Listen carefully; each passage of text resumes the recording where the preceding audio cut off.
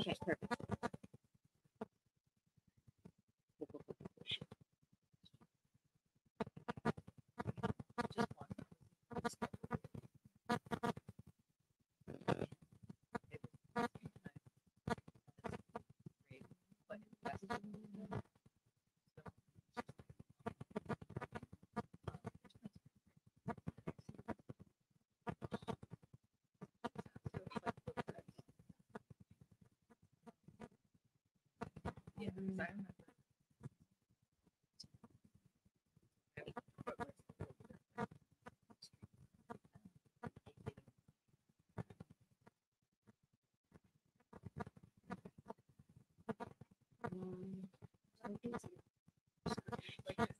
Yeah. Oh yeah, you're right.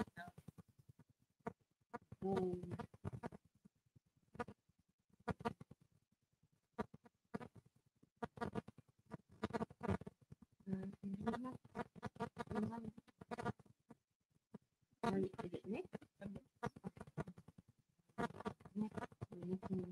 Him?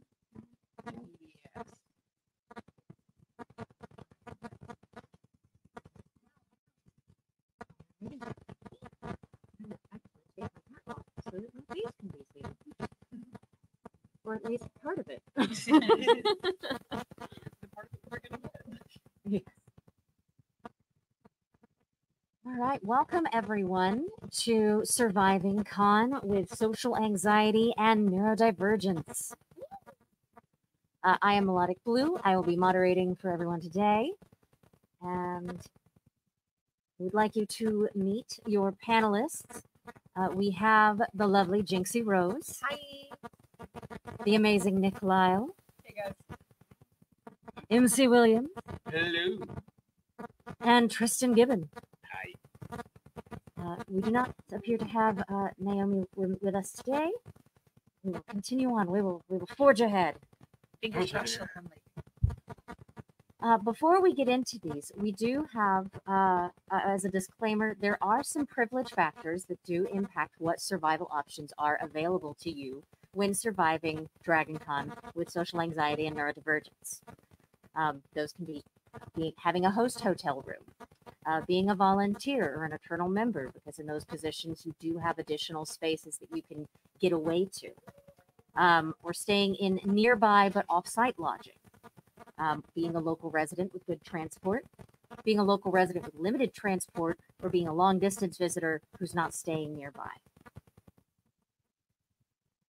I'd also like to make available to you, there's actually a disability services guide to DragonCon on the Spectrum. So you can scan the QR code. There's also the URL at the bottom of the slide.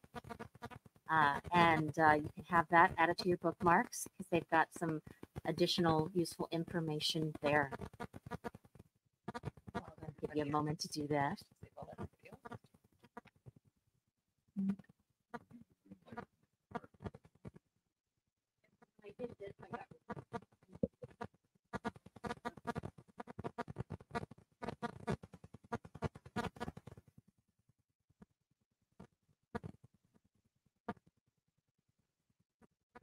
I also have a shortened URL of tinyurl.com/dconspectrum. That's easier for you.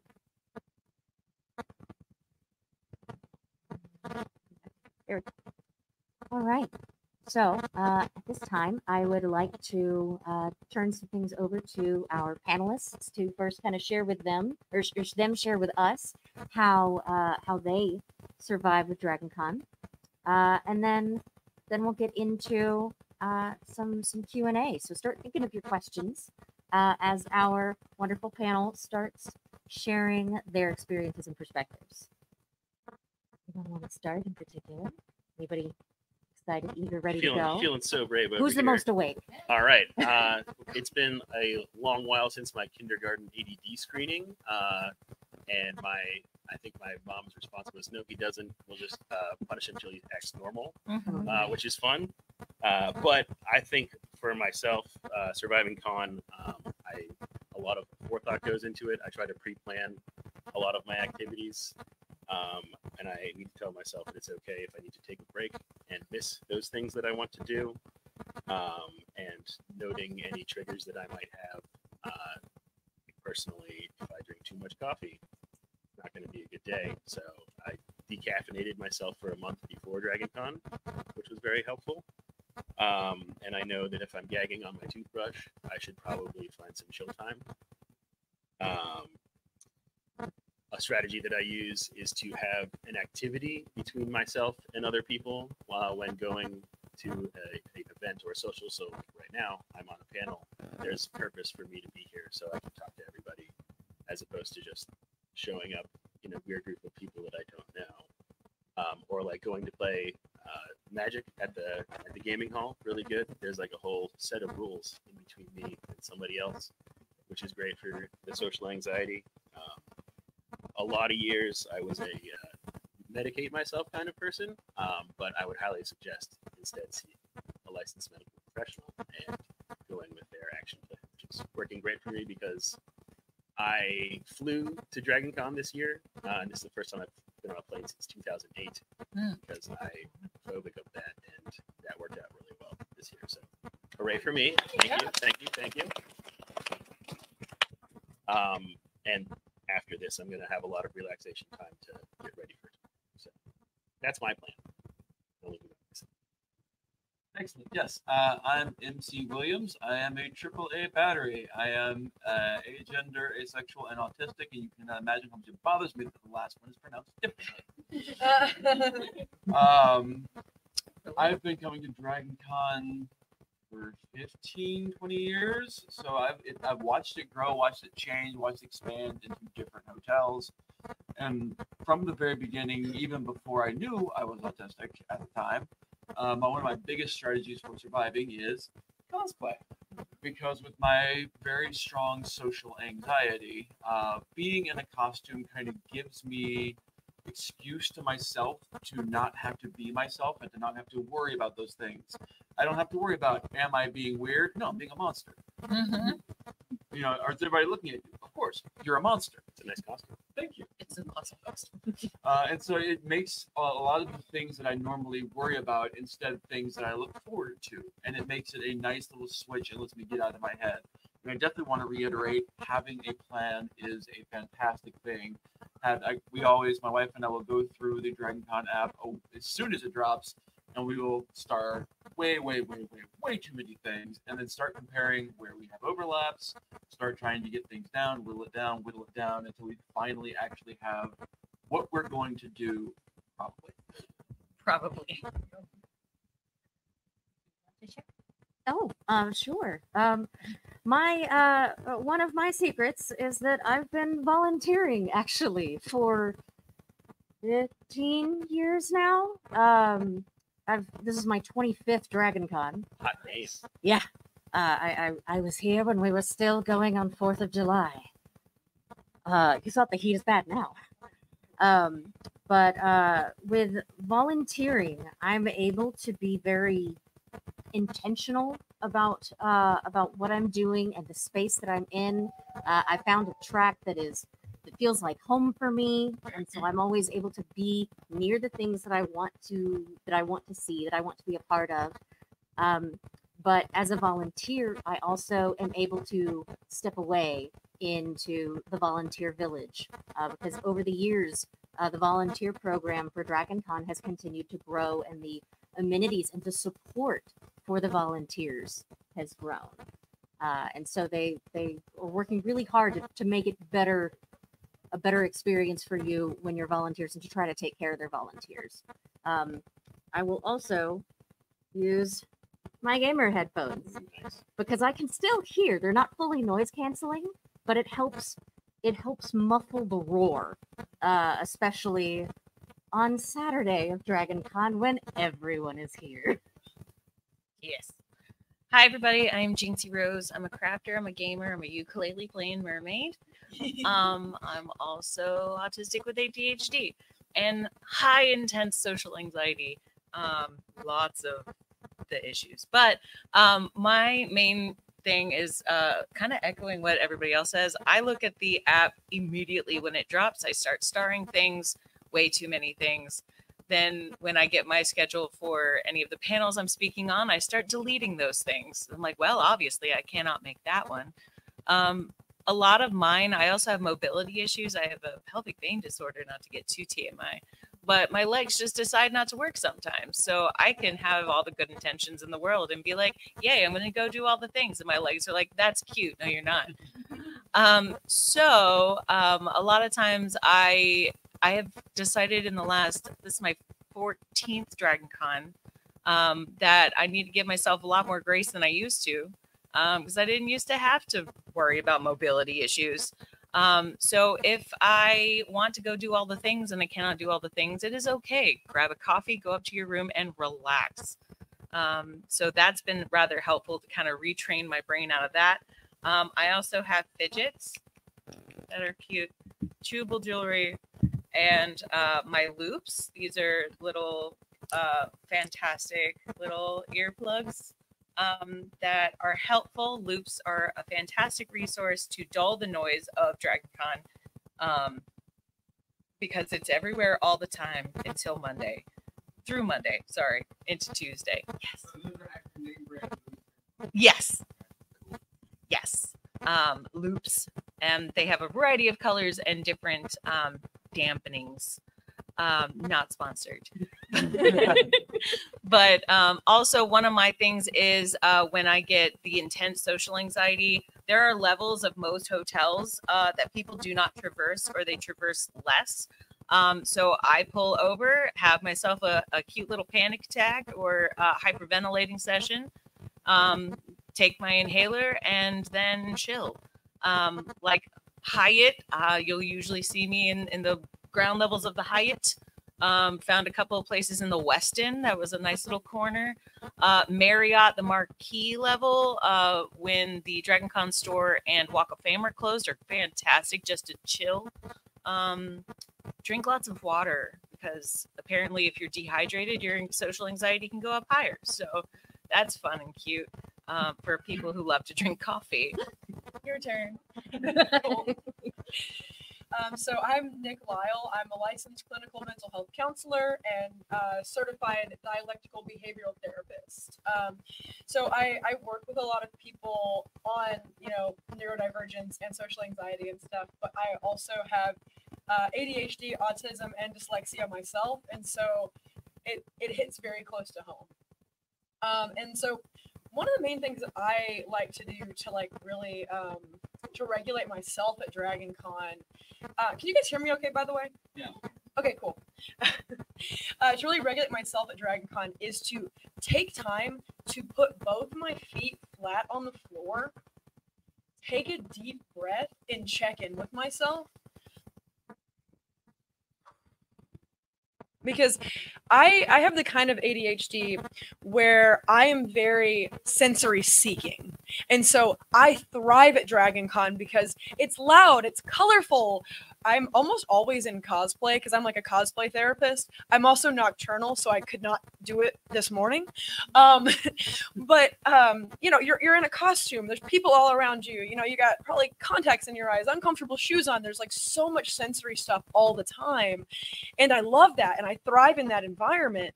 But if I don't sit down and make myself check in with myself, I will have no idea what's going on in my body until it's too late, right?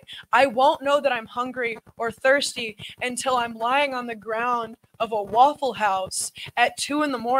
and I'm like, what's happened to me? And everyone's like, well, maybe because you haven't eaten anything all day and then you decided to have sugar at the Waffle House. And so this is my 7th DragonCon, and I've learned since then. Yeah, interoception is definitely difficult. Yes. I also wanted to piggyback off of something that you said, was that also if you guys have systems that work for you now, it's okay if those systems don't always work for you. If things are helping you and they're beneficial today and in this moment, that's what matters. If they're not helpful tomorrow or 20 years from now, we just have to adapt and find new things that work for us because we change. Mm-hmm. Not to mention, DragonCon is like the most intense social event you can think of, Yes. amped to 40.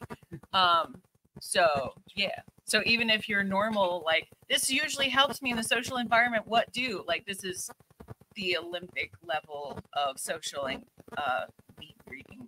So Yes. And I wanted to toss this out and add this. You may notice that I am wearing a mask. That is in part for my own personal health, because I am immunocompromised. But it's also nice that I can wear a mask so I don't have to mask. Mm-hmm. I don't have to watch out my I didn't mention earlier. I realized I totally just breezed past the bio portion.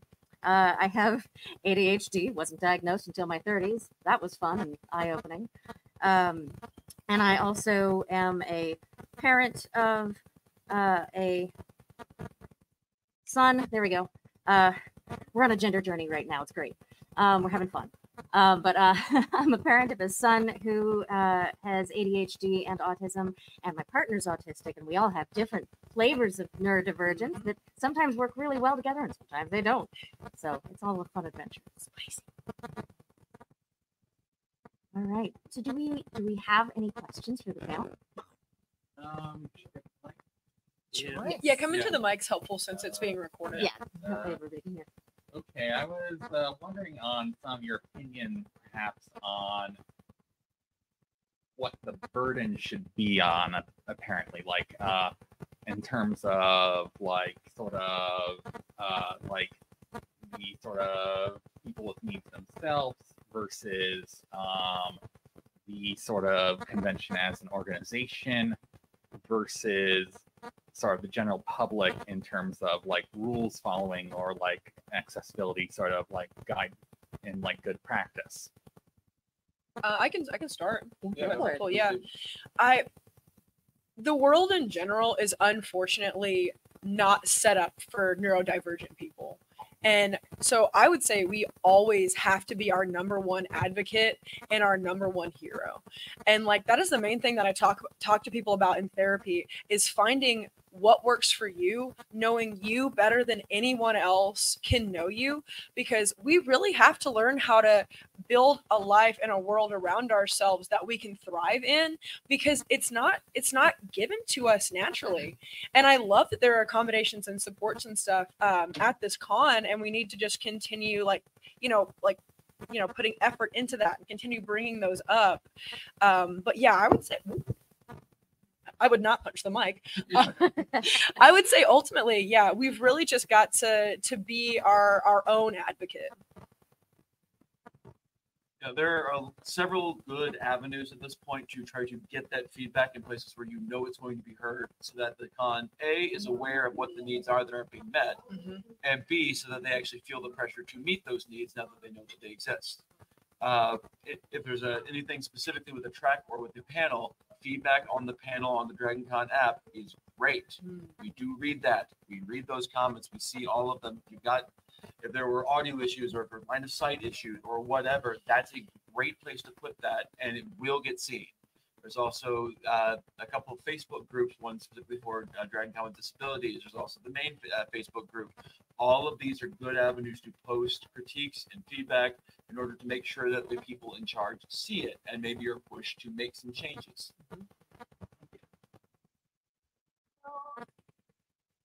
Adjust my height. So I guess my only question is like, how do you guys? It's a small one, but like, how do you guys deal with like if someone compliments your cosplay, and like you don't know what to say? Honestly, for me, like I will get flabbergasted anytime anybody compliments me. It's just like a natural, like knee-jerk reaction.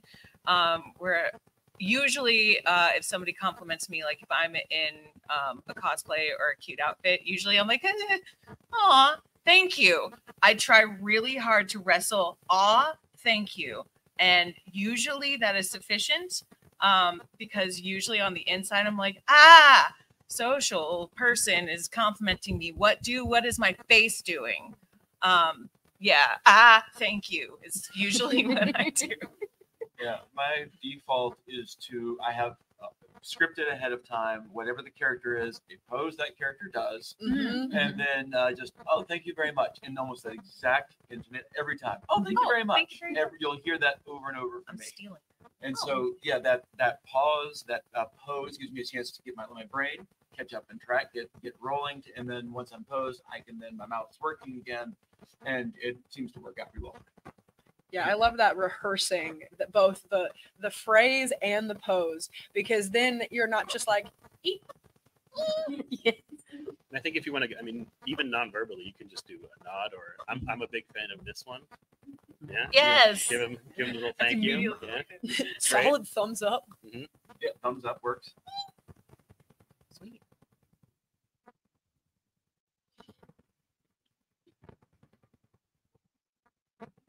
I guess I'm wondering if any of you have found success. One thing you can see, I'm in a costume that when it's fully applied, I'm completely covered up.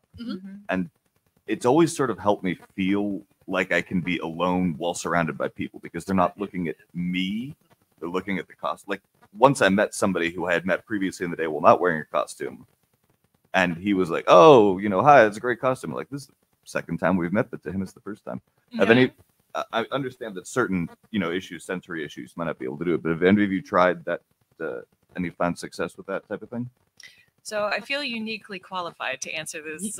I worked at a theme park in Orlando for 16 years as a fuzzy character with social anxiety and undiagnosed neurodivergence. And honestly, yes, it's a fantastic shield ? But like he was saying, I mean, this isn't you. You're playing a character. You are that character. Nobody can actually see you. Nobody can see what your face is doing. And it's funny, whenever I was doing pictures and stuff, people would take pictures and I would be smiling on the inside. They can't see my face, but for some reason it reads to the rest of the body. So yes, I love that, because like you said, even if you see somebody that you met like 4 hours ago or yesterday, it's their first time seeing you. Absolutely 100%. That's amazing. Yeah, no, I'm literally doing that right now. This goes over my head, full face mask, and I walk around with little eyeballs up. And yeah, it's great. It makes it totally anonymous, makes you feel very comfortable and very safe in yourself. What are you, Crumb? I am Crumb. Oh. Yeah. Oh, real monsters. When you said the eyeball. But also too, like, I don't know if anybody else has like, where they have to like do flappy hands or, wiggle. But a lot of times, people kind of look at you funny if you're not in a costume and you need to like do one of these for a little bit or, fidget. A lot of times at DragonCon, people are way cooler with that. They'll see just a bunch of people going, "Oh my God." And it's just like, I cannot control this reaction. Yay. But in a costume, people are like, "Oh, look, the costumed character is just really excited about things. That's great." So yeah, I like it.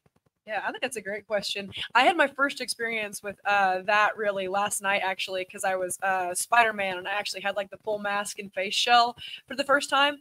And as I was walking around, I was like, "Oh, my friends aren't even gonna know me."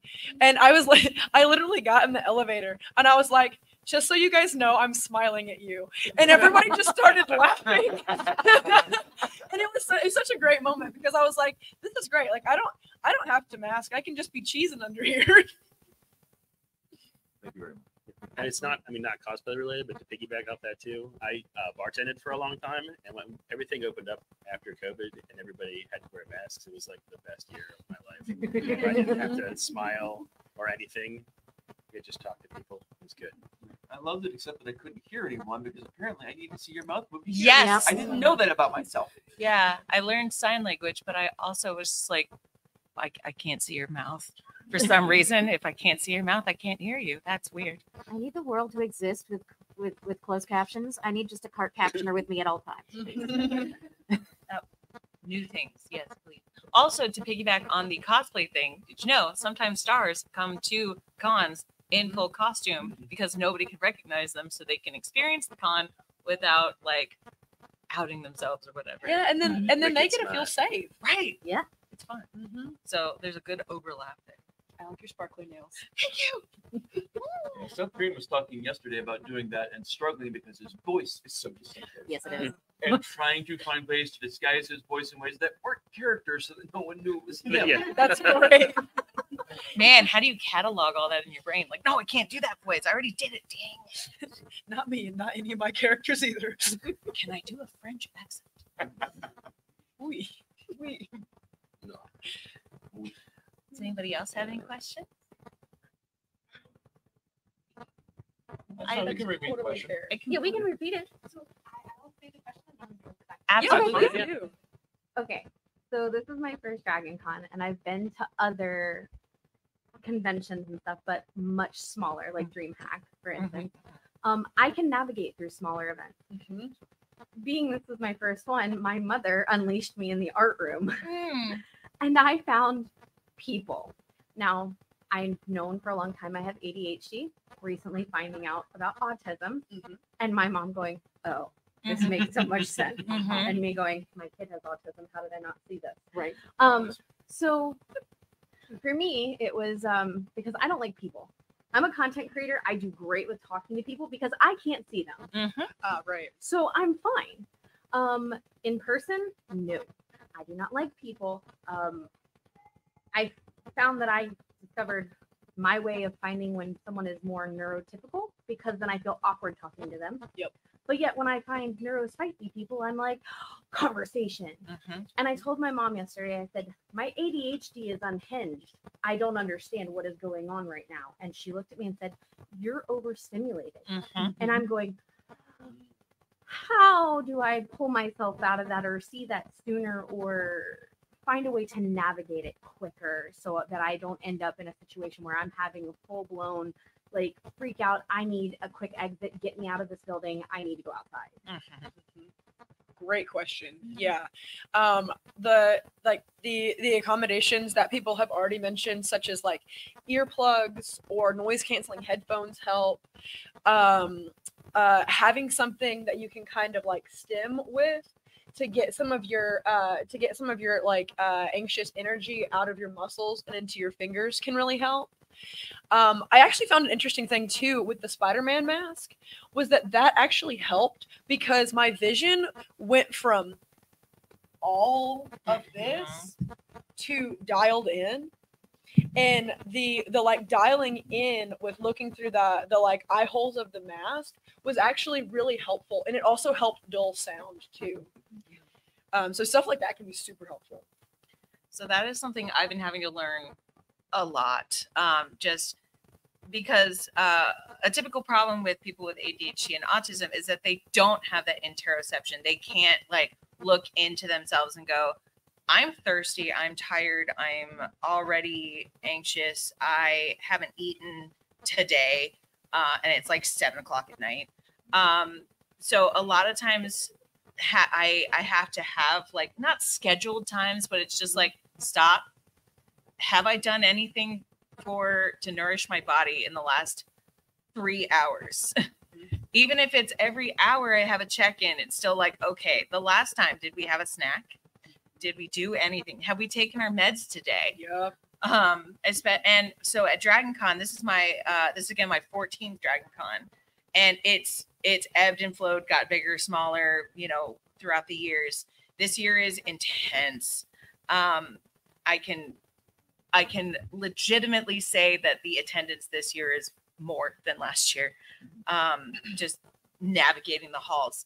So for me, I have to schedule much more time than I think I do to have some form of downtime. Whether that's, okay, I have a panel, I have 30 minutes, I have another panel, I have 4 hours of a break. My brain wants to be like, let's go to the dealer's room, let's go to the art room, let's go here, let's go do this. I literally have to put in my schedule, go eat, you trash goblin. Please. Right. This fleshy body is already mutinous. Just feed the deadgum thing. It's kind of like having a toddler in your brain. And you're just like, listen, you cranky weirdo, what do you need? And if your brain won't tell you, you have to be like, fine, try water. No, try food. Have you taken your meds? do that, you weirdo. Like, Yeah, absolutely. it's so terrible. And the piggyback off that, it can sometimes help to have a con buddy. Yes. Where I'm autistic, my wife's ADHD, and so we are able to kind of watch each other and be like, "Hey, you're being grouchy. Did you eat today? Nope, no, I didn't. Hey, your head hurts. Have you had anything with coffee? No. And so having people who can watch out for each other, so because you're not always great at seeing for yourself, but you're often much better at seeing it on someone else, and so you can each watch out for each other. That's often the buddy system that works. Yeah, and with the buddy system too, just on surviving the con in general, if you come with people, I would recommend having at least one person that you're on the same meal schedule with, because it's so hard to meet back up with people. And so if you can schedule like, okay, we're like, we're going to eat at this time at this place, and so make it, let the buddy be someone who will eat at the same restaurants as you, so you don't have to get separated, and will eat at the same time as you. And it's so easy to be scheduled, like you were saying, every minute. And it's like, oh, I have downtime, I should fill it. When in reality, that downtime probably needs to be downtime. And it can also help to specifically say, okay, this is how much water I need to drink today, and set those bottles out, right? Like, here are my 3 bottles of water that I'm going to drink today. Doesn't matter what time I drink them, but I'm going to make sure I get them done. And that can be really helpful. I found it helpful to being able to note when I'm starting to feel overstimulated. So like yesterday we were preparing for a patron event where we were feeding them, and I was cooking for like 4 hours. We just went to the grocery store. My roommates were with me there, and I said, I need 10 minutes. Please someone else put this food in containers, because I was doing the wandering thing where I was going into like one room and be like, why am I in this room? I would turn around and doing this other, I'm chopping over here. Doing the next one. I was like, okay, I need to go to my room for 10 minutes and breathe. And then came back out and everything was good. So if you can like find a space where you can self-soothe in the way that works for you, if you're feeling overstimulated like you were. Yeah, like if I've been in, because the art show admittedly has a lot to take in, and I find myself in meerkat mode of like, and I started doing this for myself actually when I was over at MomoCon. I would get to the end of a row, and then I would find a patch of floor. Yes. And I would just go look at the floor I miss for the like Marriott carpet. 30 seconds or a minute. Just take a minute to just, all right, reset, and get all those colors out of my brain and look at this very boring floor. Okay. Now let's start taking in information again.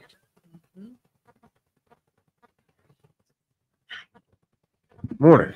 Good morning. Good morning. So, as the director of the track, I feel like it's as the director of the track, I feel like it's my duty to help people feel included. Right? I'm very loud. I can be overstimulating myself. So, how do I help the spectrum of people who come feel included without overwhelming you? That's a good question. Except for you, Tristan. I'll self-medicate. It's fine. I didn't look at the QR code when we had the resources up there. Is there a space set aside where there's like a quiet room that people could go There's an to? overflow room across the hall. Okay. Like maybe if there were like dividers in there, like cubicles or something like that, might be a good call. Okay. The bar has a good spot. We've used it for certain unofficial meetups before. The International Tower of the Hyatt often has some places toward the back where you can sit down out of the people's way and not have a lot of, it's much quieter over there. Down here is my go-to. This is my space. You can feel it's much cooler down here, which is often very nice. Yeah, with the Marriott 10th floor, all elevators do go to that floor. It's kind of it was like a meeting space / a lot of cosplayers used to use it. A couple of years ago, it was set aside for volunteers as a break space. Okay, so it is the volunteer village. But I'm sure, like, I know I had to go up to the 10th floor because the elevators were, Marriott elevators. So they were insane.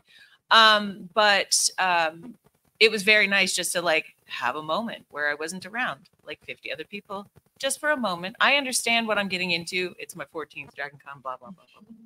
But the neurodivergence is going to neurodivergence. So, yeah, the 10th floor was a really good spot. Like I said, the bottom levels of the Hyatt are also really good to chillax in. Like even like over by where you get the elevators to go up to rooms, there's escalators that go down, and there's other like meeting rooms down there. Usually there's a bit of hallway space. However, if you do have mobility issues and you don't have your own seat, a lot of times that is very limited too. So just be aware that if you go down there and your legs decide that they don't want to work, you can't, like, if you cannot like bend or kneel or stoop, floor space is generally all that's available. Did feel the need to bring that up. I have a seat cane, so that's been very helpful for me. But just to give you a heads up, a lot of seating will be limited in a lot of these like little corner areas. However, a lot of folks, if they see you struggling, they'll be like, "I'm sorry, do you need a chair?" So that has also been very helpful as well. I've also seen a lot of people with like collapsible chairs and stools that they take with them, so that could be helpful. But to answer the question of like, you know, how do you like support people without overwhelming them? You know, I would say that everybody is different on the needs with that. And so like the intention and the care behind it is really what matters. Like the fact that you're a person who wants people to feel safe and wants people to be accommodated, like that means so much and goes so far. And a lot of times, like, it really is just, you know, like offering somebody a chair, telling somebody that you're glad that they're here, welcoming them. And then, you know, again, on like the beginning thing of like us having to be our own advocate is like, we have to learn to be able to say for ourselves, thank you, that's very nice. I need to go away right now, right? Because it can be hard to disengage that way. But if you're being supportive and caring, that's what really matters. And then we have to learn within ourselves to know when we need to stop that conversation. I'm also 5'3", so for me, I know that like I am further away from people's mouths than usual, and I also have an auditory processing disorder. So sometimes I either need to look at your mouth or I need you to speak into my ear. So either way, just being able to verbalize, I'm sorry, can you come down here? I am short. Or hi, yes, you are here and I need you about here.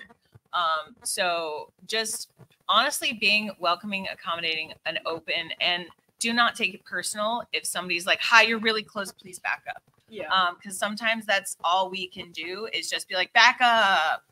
Okay, now I'm fine. Cool. It's weird how it fluctuates, right? I brought my hula hoop with personal space. Yeah. I have seen those actually. They work. This is my bubble.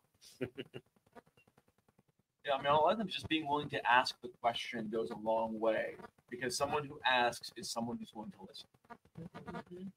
What? I can be louder.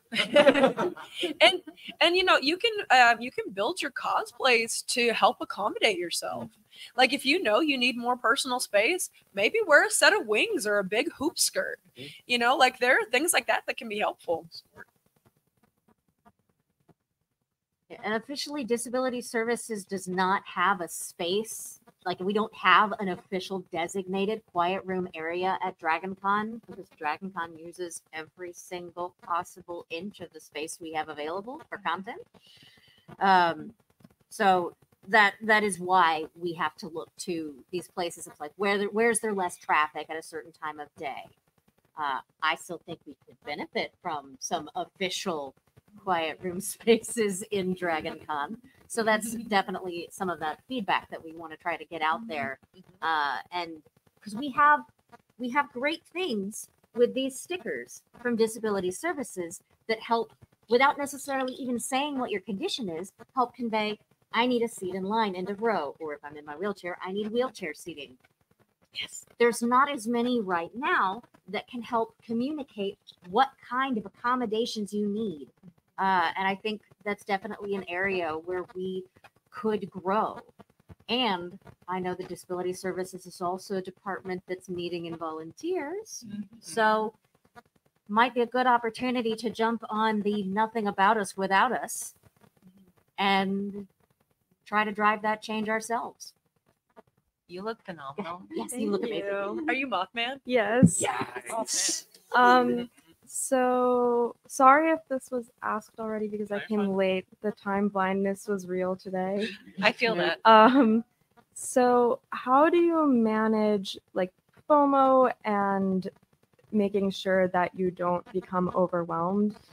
This is also my first DragonCon, and so my first con. You just jumped straight in. Yeah.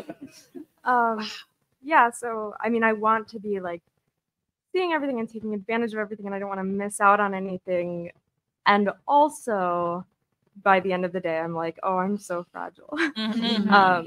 So yeah. Oh man. I'd say step one, DragonCon. You're not seeing everything. No. Period. The end. Unless you have a TARDIS, it is not happening.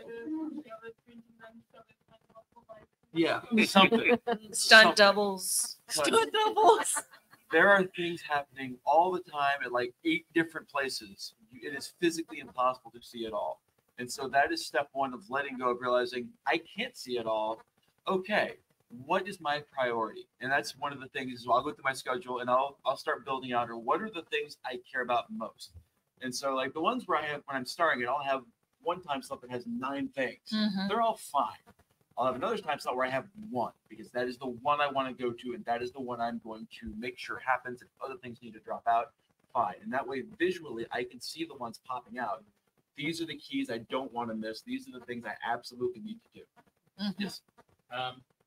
And kind of phrase a sort of point of advice, like if like you're like in like your life going to go to multiple conventions, a lot of things like are going to like sort of like you're going to get sort of the vibe of a lot of different sort of panels, and like you will eventually see something that will be like interesting or sort of relevant, like in sort of a space that like you didn't necessarily expect, or like, and so like I guess like feel free to like sort of just jump in sort of any sort of like kind of like panel, and like sort of there's always like like usually time in your life to sort of like see other things, like absolutely It'll come back around. Yeah.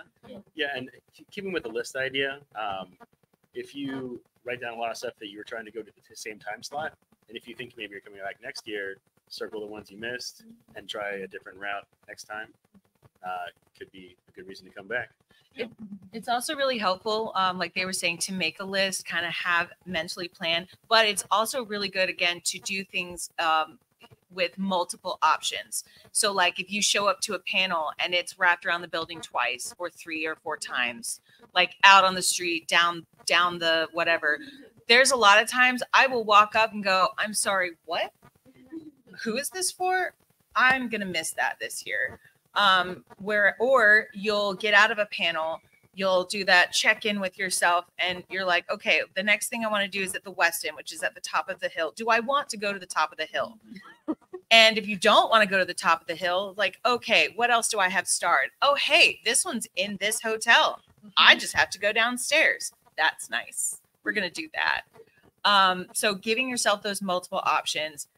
Unfortunately, I get the FOMO. Like my first couple of DragonCons, I went hard. And I have, like, now that I'm 40, I'm having to do a lot more check-in. And like they were saying, the best thing is just to go, this is a con that starts, I think it started Tuesday, honestly. Because Wednesday was the new Friday, so Tuesday had to have been the Thursday. Because it was hopping, apparently. Is it does not stop from whenever people arrive to the time everybody leaves. Like, this is one of those random cons. It does not end at 5 p.m. No. It just keeps going.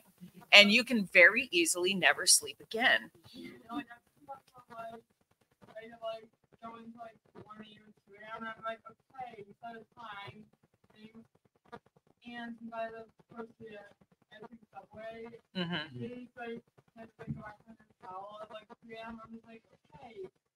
Any events have say like it's 20 hours only like 9 days. So like any events have like say 10, I'm not going go to. Right. Right. So You see those a lot of times like gold stuff and not like that you can get into. sure. Another really good point too is that a lot of panels are streamed. Like see this one right now. Thank you, Digital Media Track. Hi guys. Thanks, Roy Ken. So like if there is a panel that you're really interested in and you're like, hey, it's recorded, I can always see that later. See, so I can do this other thing that's maybe not recorded and then come back and see this. Yeah, you're not going to be there in the moment, but you'll still get that good information. Yeah, and as far as like, you know, fear of missing out goes, I just want to say, like, to remind everybody, you're here. You are not missing out, guys. Like, you are here. And I feel like the real thing that's hard is when you don't let yourself be present in the moment and enjoy where you're at and what you're doing. Because like, in my opinion, like, you can't get it wrong. Like, if you go to panels and you get autographs and you meet celebrities and you go to raves and you have a blast, that's amazing. But if you sit in the lobby and talk to cool people or you just chill, you're also still doing the thing. And that's amazing. Yeah. Like, you're not going to get DragonCon wrong if you're in the moment that you're in. Don't be 3 panels later while you're here with a cool person trying to talk to you and hang out.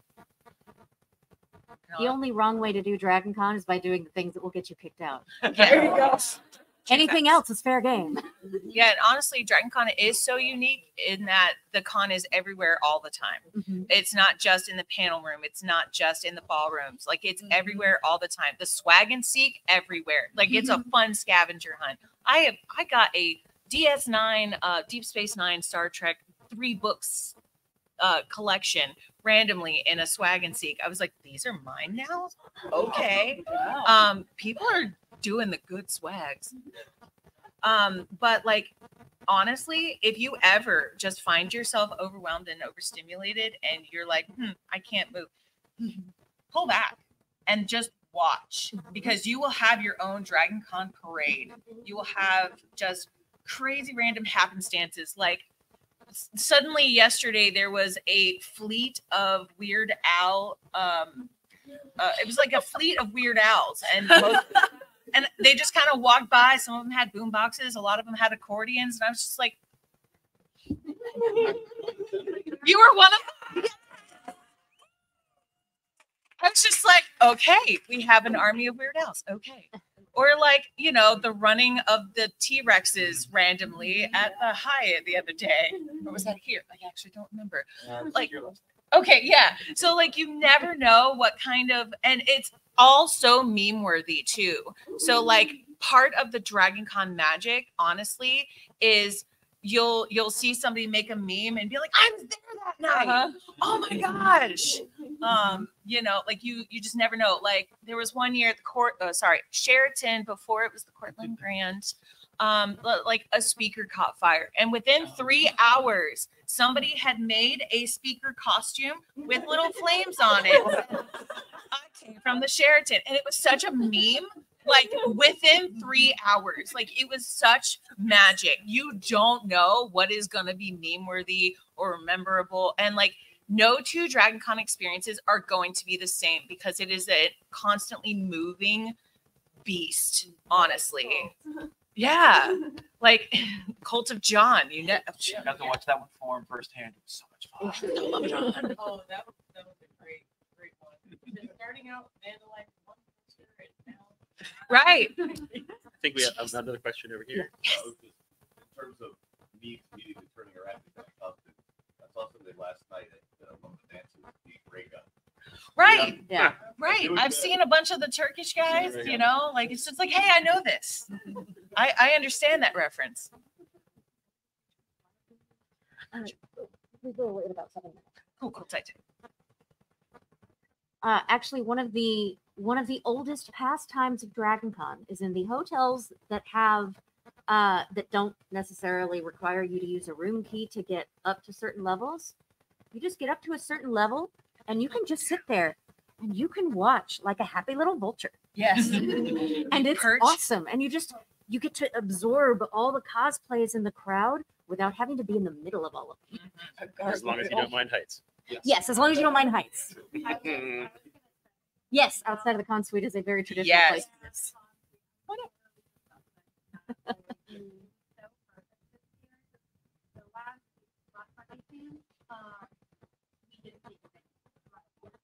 Mm-hmm. Mm-hmm. Yes. Right. It is nice. Yes. If you are short on snacks or something, and you are, especially if you're not a volunteer, definitely visit the con suite. It's in the Hyatt. If you're coming in the front entrance of the Hyatt and you're looking back towards the bar and the Sky Bridge, it's in the back left corner by the bathrooms. You go up the stairs one level. It's right up there in the corner. They've been there for ages, and it's a wonderful stable. Yes. First, thanks, guys, for being here. I don't know, I'm like emotional. No, you're good. It's okay. Just let it come I up. have Honestly, Let the emotion happen. you are absolutely valid, and we appreciate you being You here. are safe. Welcome to DragonCon, honestly. This is just really joyful. Oh, yeah. I agree. We're all friends here. That was weird, but I will share with you, I have also too cried at DragonCon. This con. Absolutely. Same. Okay. So I wanted to ask, just because like I feel like the cool part about here is you meet a bunch of people who are very much like into the things that you're into. So question one, how like I just wanted to hear your guys' experience of like meeting people who are kind of from all over and like making friends here, and then also from your perspective, how you'd want someone to like tell you, especially being on the spectrum, that they like want to continue a friendship, because you meet a lot of like acquaintances here. Just how to like be like, oh, I want to connect with you after this. So, oh, thank you. It's so funny. I really do not cry, so I'm not sure why today was the day. But yeah, Saturday at DragonCon is the time. I'll usually try to connect with people on Discord, so we can continue a chat later on, and then ask them if they're coming to con again this coming year is always great. Where they down with God, hang out with other spicy people for an hour, and not like, oh, what if, I'm pretty sure that was the description that we have for an hour, but I did make each other all to do this, so we went getting, So for me, I also do video game streaming on Twitch, Jinxie Rose, if anyone likes Stardew Valley, Power Watch Simulator, and or Demonologist. It's random. I carry around my business cards. So I kind of, if I'm chit-chatting with somebody and I'm like, hey, I really like your vibe, no pressure, but here, take it. Then it's kind of in their court if they would like to reach out to me, follow me. Sometimes they will, sometimes they won't. But what I also find too is that DragonCon, this is going to sound terrible, and I don't mean it the way it's about to come out. There's almost an incentive to talk to people. I'm kind of a loot goblin when it comes to DragonCon. I love like the swag and seeks. I love the like the ribbon experiences are fantastic. You never know just by saying, hey, I really like your costume. If somebody's gonna be like, hey, thank you for noticing me. Here's a ribbon, or here's a snack, or here's a rubber ducky. Would you like a rubber ducky? Yes. I don't know why, but yes. Yes. Ooh, I found a little glass ducky. Ooh. It's magical. And in those moments too, you can be like, oh my God, I met Marty and Doc, and they gave me something for Biff. What is it? Biff Tannen's automotive detailing. And I was just like, what? Okay. So that kind of like you each walk away from each other like, yay, you knew what my costume was, and oh my God, they gave me a present. So yeah, so business card / hey, what is your social media of choice? Can I follow you real quick? and holy biscuits, they gave me as a thing. Yeah. And on what you said of just like it being so joyful, you know, we're all here to make friends and have a good time. And most of us are really awkward about it. And so anyone who's going to vibe with you and be a good friend for you will not think it's weird if you send them a message on Instagram that says, "Did you actually want to be friends with me?" Like the number of times I have to ask people, "Was that sarcasm?" And then the number of times I'm like, "Do you want to be my friend?" It sounds embarrassing, but if they are going to be your friend, then they're going to take that and run with it. And if they're like, "What?" then they don't need to be your friend. Right. Yeah. Yeah, I spend a lot of time on the Discord server for this track as a frequent panelist of this track, which has been a great way for me to connect with the people that I meet when I'm sitting up here on the multiple different panels, the people that I see year after year, often on some of the same panels that I love doing. And it's also a great way that we do some year-round content streams, and where again I get to see those people again, have little mini DragonCon reunions. Every so often we stream it out. It's fantastic. I have so much fun to do it. It's a lot of fun to watch. So if you're interested, Digital Media Track has all the information. Charles can tell you everything you need to know, but I highly recommend it. It's a great way. Yeah. QR code's on the poster. QR code on the poster. There we go. Huzzah. Reminding me that I could even consider because some channels, some of the larger channels do this for Q&A. Mhm.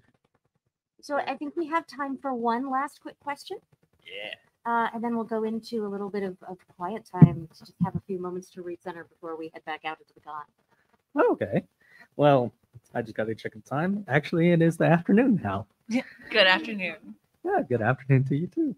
And it's actually pretty great to actually be here, out of state, first time in DragonCon and in the city. My goodness. So, Welcome.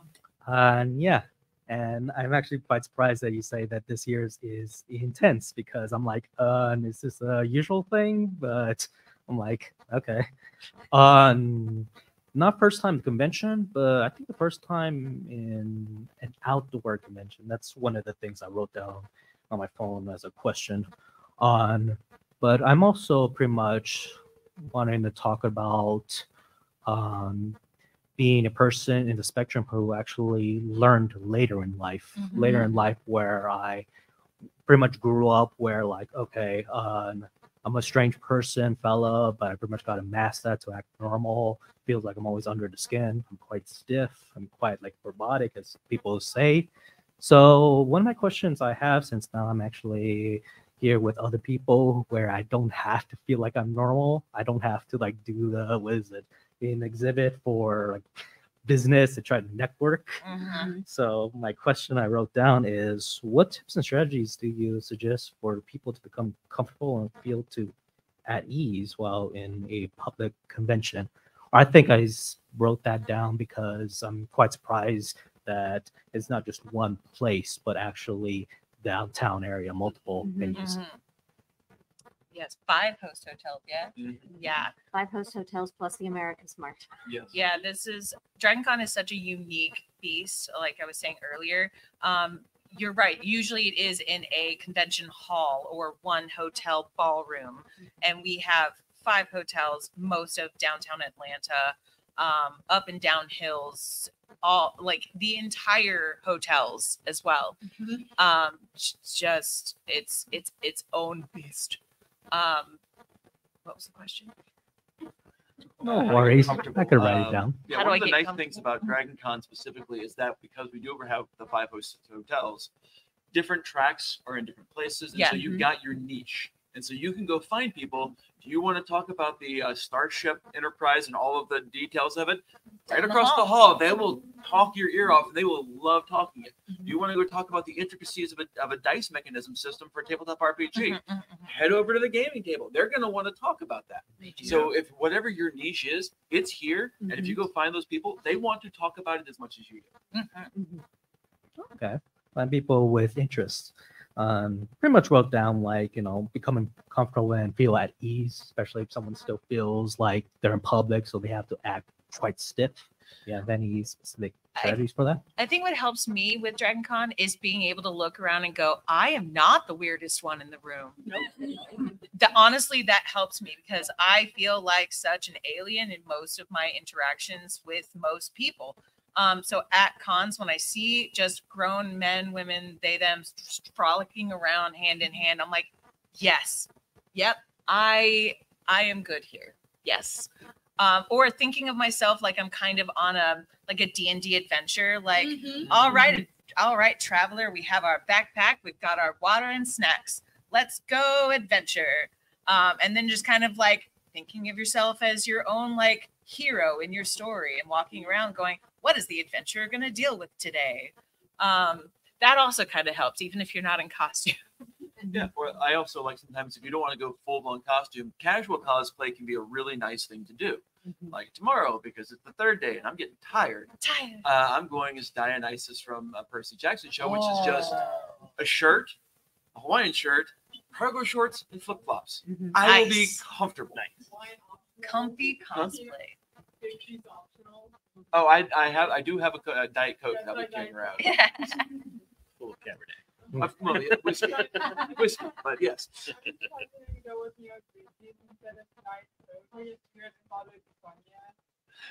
I just don't have grape juice. That's a good thought. Oh yeah. I know what I just didn't have it. I wish I had. That's a thought. Well, thank you everybody so much for coming out for the panel. I do want to quickly mention that our track sponsor for 2024 is Zakat.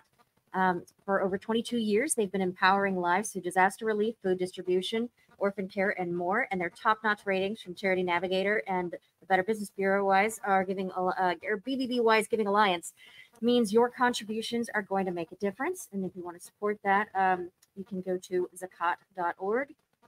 We also encourage you to check out the DragonCon charity for 2024, which is the Arthritis Foundation. It is the #1 cause of disability. Arthritis affects nearly 60 million adults and hundreds of thousands of children.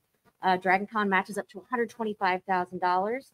Last year, we raised $272,000 for the 2023 charity. So help us make DragonCon pay. Yay! Thank you for your time. Thank you. And as we end and head on out, we can have just a smidge of quiet.